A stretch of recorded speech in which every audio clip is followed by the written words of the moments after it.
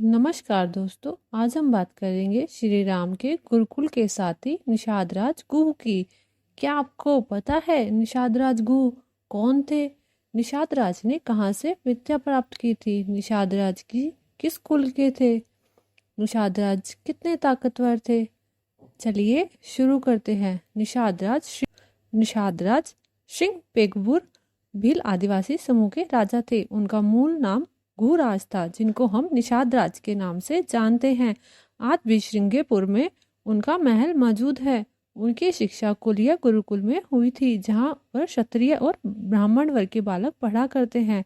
निषाद राज जी का संबंध राजवंश कुल से था, इसलिए वो क्षत्रिय कहलाते थे। इस कारण निषाद राज ने उसी गुरुकुल में ग्रहण की जिसमें प्रभु श्री राम उनके सभी भाइयों ने शिक्षा ग्रहण की थी।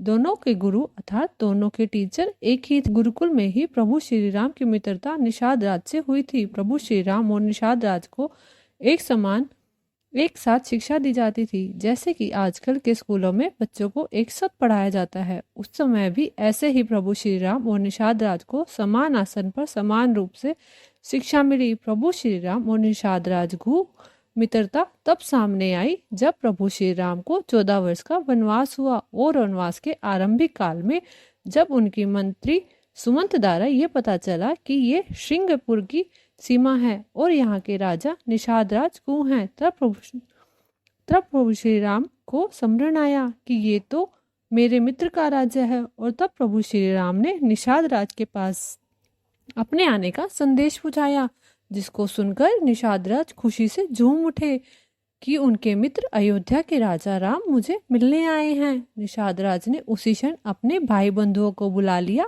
और उनके लिए अनेकों तरह की भेंट, कंदमूल, फल आदि लेकर बगियों में भरकर उनसे मिलने चले गए। उनकी किसी का कोई ठिकाना नहीं था।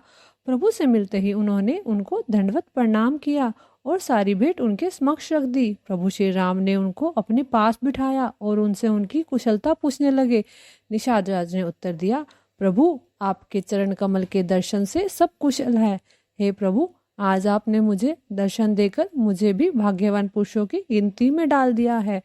हे प्रभु, ये पृथ्वी, ये धन, ये घर, ये सब आपका है। मैं तो अपने परिवार सहित आपका एक छोटा सा सेवक हूँ। हे नाथ, कृपा करके राज्य के अंदर आके उसको पावन करे और मेरा गौरव बढ़ाए। तब प्रभु श्री राम ने बताया, मुझे पिता की आज्ञा नहीं है कि मैं किसी राज्य के भीतर प्रवेश करूं। मुझे 14 वर्षों तक वनवास काल मिला है, जिसके चलते मुझे वन में रहना होगा। मेरे लिए किसी गांव, किसी राज्य में रहना वर्जित है। ये सब सुनकर निषाद राज को भारी पीड़ा हुई। गांव के निवासी प्रभु श्री राम, माता सीता और लक्ष्मण को देखकर चर्चा करने लगे। हाय रे सखी, कैसे माता पिता हैं वो, जिन्होंने इतने सुंदर सुकुमार बालकों को ऐसे वन में भेज दिया। कोई बोली, चलो इसी बहाने हमें इतनी मनोहर झांकी देखने को मिल रही है। निषाद राज ने फिर अशोक के पेड़ के नीचे कुशा और कोमल पत्तों से एक सुंदर आसन तैयार कर दिया और इधर गांव के निवासी मीठे मीठे फल कंदमूल लेकर प्रभु के सामने रख दिए, जिसे खाने के बाद प्रभु श्री राम और माता सीता लेट गए और भैया लक्ष्मण उनके पैर दबाने लगे। तब निषाद राज ने पहरेदारों को बुलाकर जगह जगह नियुक्त कर दिया और खुद भी तरकश कमर पर बांधकर लक्ष्मण जी के पास बैठ गए और प्रभु श्री राम और माता जानकी को जमीन पर सोता देख कहने लगे, कहाँ महलों के कोमल बिस्तर और कहाँ मलमल के बिछौने, उनसे ये दशा देखी नहीं गई। परंतु दोस्तों, ये बात सच है कि भाग्य ही प्रधान होता है। कहाँ महलों का जीवन और कहाँ ये वनवासी। निषाद राज कहने लगे, ये कई राज की कन्या ने नीच बुद्धि का काम किया है। जब सुख का समय आया तब रुई से कोमल प्रभु श्री राम और माता सीता को वन में भेज दिया। तब लक्ष्मण जी बोले, जो भाग्य में लिखा है वो ही मिलता है, कर्मों का फल तो भोगना ही पड़ता है।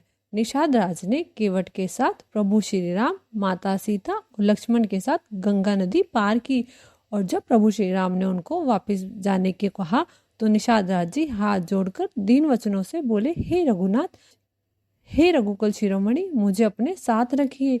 मैं आपको रास्ता दिखाकर कुछ दिन आपकी सेवा करना चाहता हूँ। आप जहाँ रुकेंगे मैं वहाँ आपके लिए सुंदर पत्तों की कुटिया का निर्माण कर दूंगा। उसके बाद आप जैसी आज्ञा करेंगे मेरे लिए वो शिरोधार्य होगी।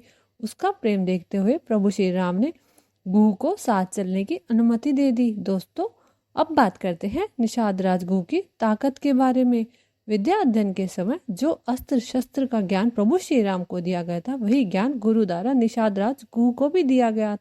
इसलिए यह कहना अनुचित होगा कि श्री राम की जैसी ही उनकी शक्ति थी। तभी तो प्रभु श्री राम निषाद राज से विदा लेते समय अयोध्या की रक्षा करने का वचन लिया था। ऐसी मान्यता है, अयोध्या की सीमा श्रृंगेरपुर की सीमा से सटी हुई है और प्रभु तो गुह की शक्ति को पहले से ही जानते थे और वो तो उससे पहले से भी परिचित थे। तभी उन्होंने निषाद राज गुह को ये आज्ञा दी। परंतु जब निषाद राज गुह ने सुना कि भारत सेना लेकर श्रृंगेरपुर की तरफ वन के रास्ते आ रहा है, तो वो सोचने लगे ये क्या कारण हो सकता है, कहीं उसके मन में कुछ कपट तो नहीं आ गया। ऐसा विचार करके गुह ने अपनी सारी सेना तैयार कर ली और सबको सावधान कर लिया। सभी घाटों को बंद करवा दिया। जब निषाद राज ने मुनि विशिष्ट को देखा तो उनको दंडवत प्रणाम किया और प्रभु श्री राम का प्यारा जानकर उनको आशीर्वाद भी दिया और भरत जी को बताया कि ये श्री राम के मित्र हैं। इतना सुनते ही भरत जी रथ से कूदकर उनको दंडवत प्रणाम किया। तब निषाद राज गुह ने उनको उठाया और छाती से लगाया और भरत से सब कुशल मंगल पूछा। उसके बाद राम सखा निषाद और भरत जी मिलकर प्रभु श्री राम के पास गए और निषाद राज ने ही भरत जी के साथ मिलकर 14 वर्षों तक अयोध्या को संभाला था। जिस तरह तपस्विनी शबरी के बिना राम और रामायण दोनों अधूरे हैं, उसी तरह राम के बिना निषादों के इतिहास और अस्तित्व की श्रेष्ठता भी काल्पनिक है। राजगुह की पूजा करता है। मित्रता निभाने और परंपरा सीखनी हो तो निषाद राजगुह का जीवन एक बेहतर प्रेरणा स्रोत है। दोस्तों, ये भक्त राजनिषाद राजा गुह की रामायण का रहस्य है, जिससे हमने आपको अवगत कराया है। निषाद राज गुह अत्यंत शक्तिशाली थे और एकलव्य उन्हीं की संतान थी। दोस्तों, वीडियो अच्छी लगी तो वीडियो को लाइक करें और शेयर करें और चैनल पर नए हैं तो चैनल को सब्सक्राइब जरूर करें। धन्यवाद।